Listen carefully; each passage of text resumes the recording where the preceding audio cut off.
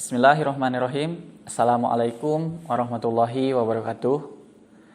Apa kabar anak-anak? Bertemu lagi dengan Bapak pada pembelajaran yang pertama di semester ganjil tahun pelajaran 2021-2022. Nah, sesuai yang kita bahas sebelumnya, kali ini kita masih daring ya, masih online. Nah, untuk kompetensi dasar yang pertama, kita akan bahas tentang kopling. Nah, sebelum lebih jauh, kita akan bahas dulu apa sih itu kopling. Kopling adalah suatu sistem pemindah daya yang memungkinkan daya yang dihasilkan awalnya dari engine dapat menghasilkan suatu usaha dengan adanya putaran roda. Nah, kita setelah tahu bersama bahwa daya yang pertama itu awalnya dari engine. Hasil pembakaran pada ruang bakar, terus menggerakkan poros engkol dan memutarkan poros engkol. Nah, daya itu gimana caranya agar tersalurkan ke roda? Nah, salah satunya dengan bantuan kopling. Dengan bantuan kopling ini, daya yang tadi yang awalnya dari poros engkol bisa tersalurkan ke roda.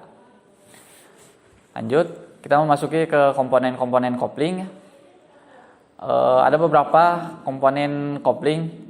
Yang pertama, plat kopling.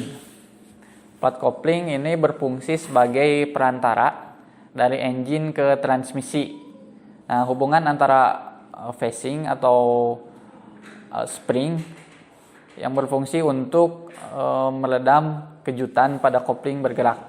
Nah, plat kopling ini membantu perantara yang awalnya dari transmisi terhubung ke engine ya, yang dari engine terhubung ke transmisi yang menempel ke flywheel.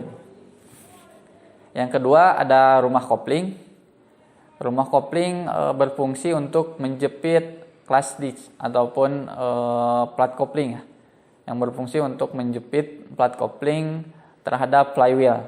Nah, jadi dengan adanya rumah kopling, plat kopling yang tadi itu dapat diam ataupun terjepit pada rumah kopling tersebut, sehingga keadaannya itu seimbang untuk menghasilkan putaran yang seimbang.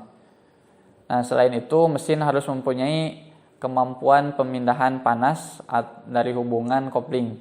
Nah, dengan adanya rumah kopling, mesin akan terhindari dari panas. Yang ketiga adalah ada bantalan pembebas ataupun release bearing.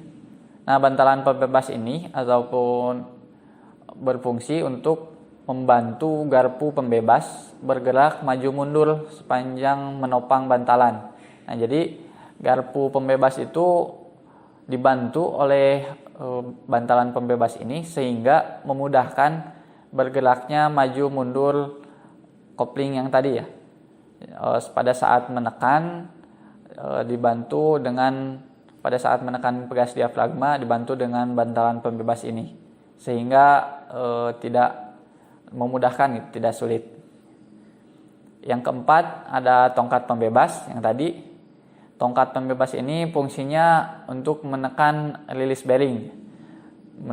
bearing sehingga menyentuh pegas diafragma. Nah, apabila bantalan pembebas ini yang tertekan oleh tongkat pembebas, sehingga pegas diafragma akan tertekan dan kopling akan terbebas, plat kopling yang tadi akan terbebas, sehingga tidak ada putaran yang diteruskan ke transmisi.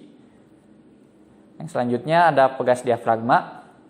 Nah, pegas diafragma ini fungsinya sebagai penekan dan penarik komponen pressure plate pada bagian rumah kopling.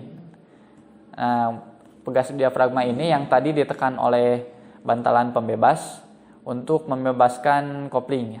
Pada saat perpindahan gigi, contohnya kita harus menekan ataupun membebaskan kopling agar memudahkan pada saat perpindahan gigi. Yang keenam ada flywheel. Flywheel ini bisa juga banyak orang yang menyebut sebagai roda gila, yang merupakan sebuah piringan ataupun roda besi. Pada penerapannya, komponen ini digunakan sebagai peredam terjadinya perubahan kecepatan putaran mesin ya. Atau dengan kata lain, komponen ini sebagai media penyimpan putaran mesin apabila terjadi kelebihan tenaga, sekaligus menjadi penyuplai tenaga apabila terjadi kekurangan. Ya, itu untuk flywheel. Nah, mungkin hanya itu contoh komponen kopling. Nah, sekarang kalian bisa lihat di samping gambar untuk plat kopling seperti itu. Gambar untuk plat kopling, dan juga yang sampingnya ada rumah kopling. Jadi plat kopling ini tadi ya sesuai yang Bapak jelaskan, plat kopling ini menempel pada rumah kopling. Yang selanjutnya ada bantalan pembebas. Nah, seperti itu gambarnya untuk bantalan pembebas. Dan yang untuk satunya lagi tongkat pembebas. Nah, tongkat pembebas ini nanti menekan bantalan pembebas sehingga bantalan pembebas menekan pegas diafragma ya, untuk memudahkan tongkat pembebas menekan pegas diafragma. Karena jika tidak menggunakan ataupun tanpa bantuan bantalan pembebas, pegas diafragma tidak akan tertekan sempurna hanya dengan tongkat pembebas.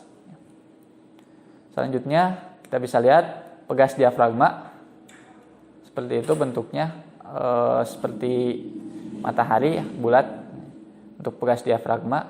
Dan yang satunya lagi flywheel seperti itu, kalian bisa lihat contoh gambar flywheel.